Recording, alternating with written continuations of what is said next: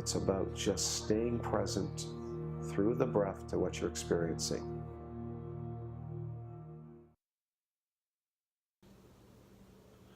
Welcome to this video to determine if you have fibromyalgia. For those of you who do not know if you have fibromyalgia, we will walk you through the assessment together. In 1990, the American College of Rheumatology established a criteria to diagnose fibromyalgia, which is still widely used today. Researchers have determined that it appears that people with fibromyalgia experience pain differently from those without it. This is what makes it challenging to diagnose and treat. Pain frequently shows up in the fiber of the muscles, indicating why it is called fibromyalgia. These muscles are around the joints, but not the joints themselves, which makes it different, for example, from osteoarthritis, which affects the joints. We have known for close to 30 years that there are 18 specific spots on the body notable to fibromyalgia, and when touched are sensitive or even painful. A proper diagnosis is a minimum of 11 out of 18 tender points. These are tender points and are not points of pain. This is very important. In order to evaluate it, you need to be gentle with the areas that you are testing. You are going to use 2 fingers to lightly touch specific areas in your body. So now let's get started. Take out a piece of paper, and each time you find a trigger point, make a check mark. We will always start with the right hand. Gently take 2 fingers and press on the right side at the back of your neck, just below your skull. And then release. And then do the same thing on the other side. Remember, you're just trying to see if there is some sensitivity. And then let go. And if so, write it down. Now, the inner elbows.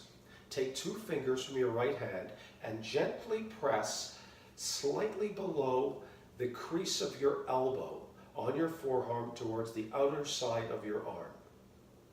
And then just note it. And mark it down if you feel some sensitivity. And then do the same thing on the other hand. Just on the outside, just below the elbow, on the upper part of your forearm. And then let go.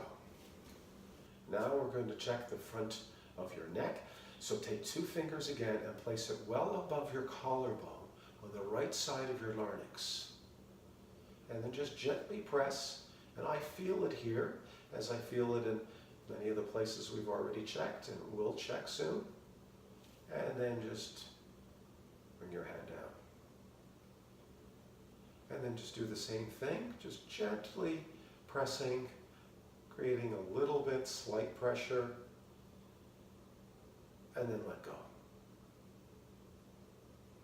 Now we're going to check the hips. So again, use 2 fingers and place them near the center of your right buttocks. And then just go down right between the hip and the buttocks, and then do the same thing on the other side.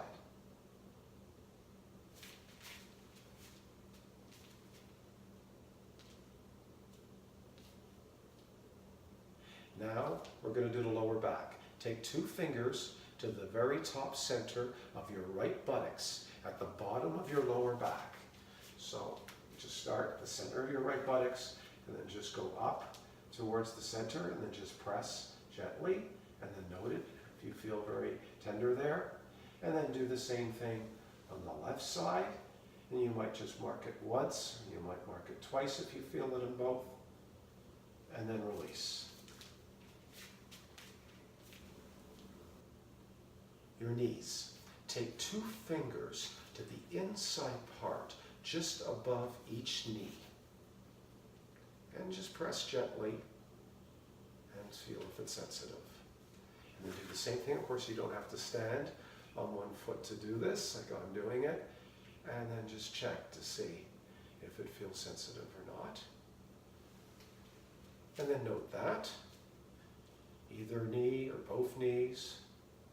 And then now we're going to check the upper back at the shoulder blades. So take 2 fingers to where your upper back muscles connect to the inside of your right shoulder blade, and then just press gently there. See if that feels sensitive. And then release. And then do the same thing. So for myself, I feel that it's sensitive here on this side, but I didn't on the other. So I would just mark it once, and then let go.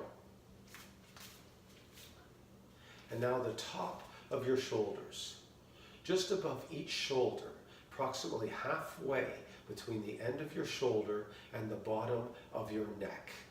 So just between the shoulder and the bottom of the neck, and then just check and note that area. And then the same thing, a little above here, the shoulder and the left side, and then note that as well. And now the last 2 trigger points.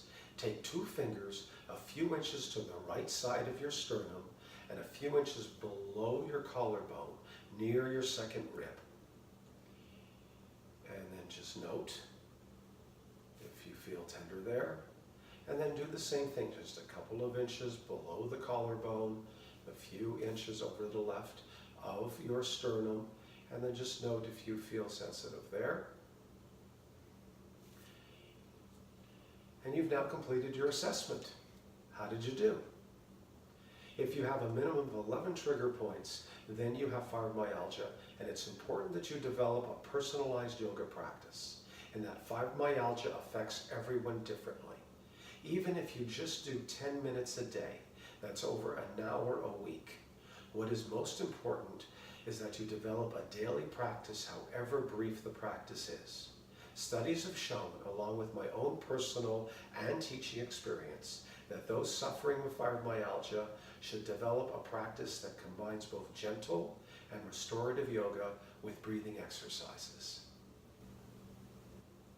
Yoga's ability to shift our nervous system out of the stress response and into the relaxation response is vital for people whose nervous systems are sensitive and turned way up. Yoga works directly on the very muscles where fibromyalgia pain occurs and aids in returning muscles to their normal length.